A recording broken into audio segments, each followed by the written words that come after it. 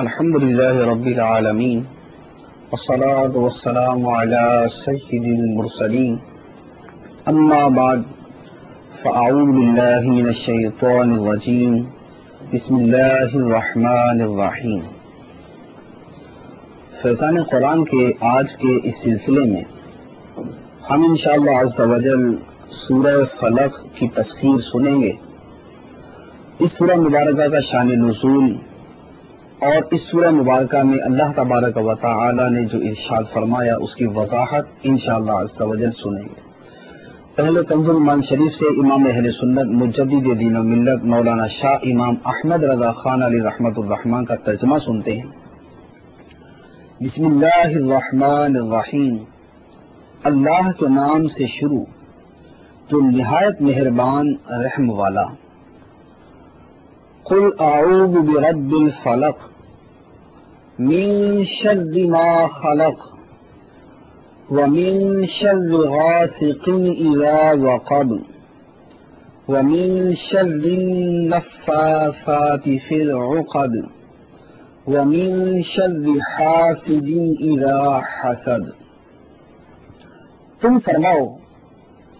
میں اس کی پناہ لیتا ہوں جو صبح کا پیدا کرنے والا ہے، اس کی سب مخلوق کے شر سے، اور اندھیری ڈالنے والے کے شر سے جب وہ ڈوبے، اور ان عورتوں کے شر سے جو گروں میں پھونکتی ہیں، اور حسد والے کے شر سے جب وہ مجھ سے جلے۔ اس سورہ مبارکہ کا نام سورہ فلق۔ اس میں 5 آیتیں ہیں، ایک رکوع پر یہ سورت مشتمل ہے۔ اس سورہ مبارکہ کا شان نزول کچھ اس طرح ہے کہ غزوہ خیبر کے بعد خیبر کے یہودی لبید بن عاصم نام کے ایک یہودی کے پاس آئے جو بہت بڑا جادوگر تھا۔ اس سے کہا کہ اے لبید، تم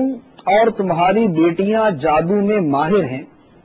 تو تم یوں کرو کہ نبی کریم صلی اللہ تعالی علیہ وآلہ وسلم پر جادو کرو۔ چنانچہ لبید بن عاصم اور اس کی بیٹیوں نے نبی کریم صلی اللہ تعالی علیہ وآلہ وسلم کے چند بال مبارک حاصل کیے، ایک کنگھی لی، موم کا ایک پتلا بنایا، اس میں کانٹے چبوئے، ایک دھاگے کے اوپر پھونکے مار کر گیرے لگائیں، اور یوں جادو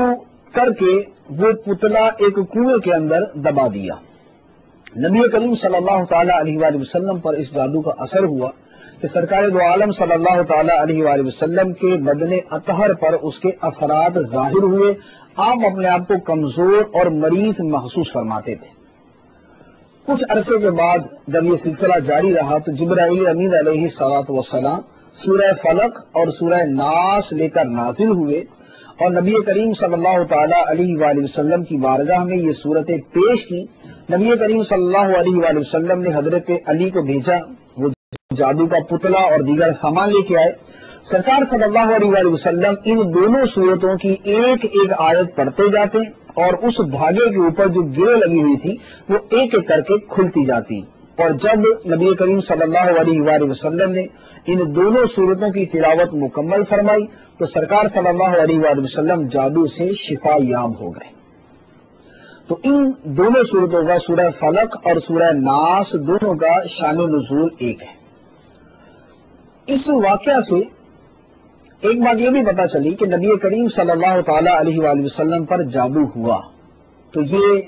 ہمارے عقیدے میں داخل ہے کہ نبی کریم صلی اللہ تعالی علیہ وآلہ وسلم پر جو جادو ہوا اس کا اثر سرکار صلی اللہ تعالی علیہ وآلہ وسلم کے امور دینیہ کے اندر ہرگز نہ ہو سکا۔ اللہ تعالیٰ نے امور دینیہ میں آپ کو محفوظ رکھا۔ ہاں، آپ کے جسم اطہر پر جیسے دیگر امراض آتے تھے، جیسے دیگر آپ کو زخم آئے جہاد کے موقع پر، غزووں کے موقع پر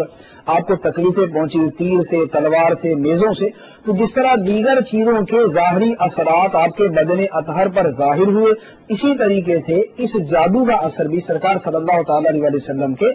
بدن ظاہری کے اوپر ظاہر ہوا۔ اس سورہ مبارکہ کا نزول جیسا کہ اس کے شان نزول سے پتہ چلتا ہے کہ جادو کے اثر کو توڑنے کے لیے ہوا۔ تو یہ ایک اہم مسئلہ ہے کہ جادو کا اثر، نظر لگ جانا، کسی کی بری نظر لگ جائے، اور اس طرح کے تعویذ گنڈوں کے جو اثرات ہیں ان کو ختم کرنے کے لیے قرآن پاک کی تلاوت کرنا، یا اس کے تعویذ بنانا، یا اس کے وظائف پڑھنا، یا مختلف دعائیں پڑھنا، یا مختلف دم کرنا جو ہے یہ قرآن و حدیث سے ثابت ہے۔ بہت ساری احادیث ایسی ہیں کہ جن میں جادو کا دم، جادو کو ختم کرنے کا دم، اسی طرح مختلف امراض کو ختم کرنے کا دم احادیث کے اندر آیا ہے۔ تو دم کا ثبوت جو ہے یہ احادیث مبارکہ میں موجود ہے۔ نبی کریم صلی اللہ تعالی علیہ وآلہ وسلم خود اپنے اوپر بھی دم کیا کرتے تھے، اور اسی طرح دیگر صحابہ کرام کو بھی آپ نے دم کے بارے میں ارشاد فرمایا۔ چنانچہ چند احادیث اس سلسلے میں عرض کرتا ہوں۔ یہ احادیث بخاری، مسلم اور دیگر صحاح ستہ کی کتابوں میں اور دیگر حدیث کی مستند کتابوں کے اندر موجود ہیں۔ ایک حدیث مبارک ہے کہ نبی کریم صلی اللہ تعالی علیہ وآلہ وسلم ایک مرتبہ کسی تکلیف میں مبتلا ہوئے، درد کے اندر مبتلا ہوئے، تو جبرائیل امین علیہ الصلوۃ والسلام نے سرکار صلی اللہ تعالی علیہ وآلہ وسلم پر یہ دم کیا، بسم اللہ ارقیک من کل شیء یؤذیک واللہ یشفیک، یعنی یہ الفاظ نبی کریم صلی اللہ علیہ وآلہ وسلم پر پڑھے، جن کا ترجمہ یوں بنتا ہے کہ اللہ کے نام سے میں آپ کو دم کرتا ہوں ہر اس شے سے جو آپ کو تکلیف دینے والی ہے، اور اللہ آپ کو شفا دے۔ اسی طرح حضرت عبداللہ بن عباس رضی اللہ تعالی عنہما سے مروی ہے، فرماتے ہیں کہ رسول اللہ صلی اللہ تعالی علیہ وآلہ وسلم ہمیں تمام قسم کی دردوں اور بخار کے مقابلے میں یہ دعا سکھایا کرتے تھے، بسم اللہ الکریم اعوذ باللہ العظیم من شر کل عرق النار ومن شر حر النار۔ اسی طرح ایک اور حدیث مبارک، نبی کریم صلی اللہ تعالی علیہ وآلہ وسلم جب کسی مریض کے پاس تشریف لے جاتے تو سرکار صلی اللہ تعالی علیہ وآلہ وسلم ان الفاظ کے ساتھ اس پر دم کرتے، اسأل اللہ العظیم رب العرش العظیم ان یشفیک۔ سرکار صلی اللہ تعالی علیہ وآلہ وسلم یہ الفاظ مبارکہ 7 مرتبہ پڑھا کرتے تھے، اور راوی فرماتے ہیں کہ جب نبی کریم صلی اللہ تعالی علیہ وآلہ وسلم یہ الفاظ مبارکہ پڑھتے تو اللہ تبارک و تعالی اس بیمار کو شفا عطا فرما دیتا۔ اسی طرح حضرت علی رضی اللہ تعالی عنہ سے روایت ہے، رسول اللہ صلی اللہ تعالی علیہ وآلہ وسلم جب کسی مریض کے پاس تشریف لے جاتے تو آپ یہ الفاظ ارشاد فرماتے، اذهب الباس رب الناس اشفی انت شافی لا شافی الا انت۔ ان الفاظ کے ساتھ نبی کریم صلی اللہ علیہ وسلم دم فرماتے۔ اور اسی طرح حضرت عبداللہ ابن عباس رضی اللہ تعالی عنہما سے مروی ہے کہ نبی کریم صلی اللہ تعالی علیہ وآلہ وسلم حضرت امام حسن اور حسین رضی اللہ تعالی عنہما کو ان الفاظ کے ساتھ دم کیا کرتے۔ یہ الفاظ مبارکہ پڑھتے، اعیذکما بکلمات اللہ التامۃ من کل شیطان وہامہ ومن کل عین لامہ۔ اور سرکار دو عالم صلی اللہ تعالی علیہ وآلہ وسلم بھی ارشاد فرماتے کہ یہ وہ دم ہے، یہ وہ الفاظ ہیں کہ جو حضرت ابراہیم علیہ السلام اپنے 2 بیٹوں اسماعیل اور اسحاق علیہ السلام کے لیے پڑھا کرتے تھے۔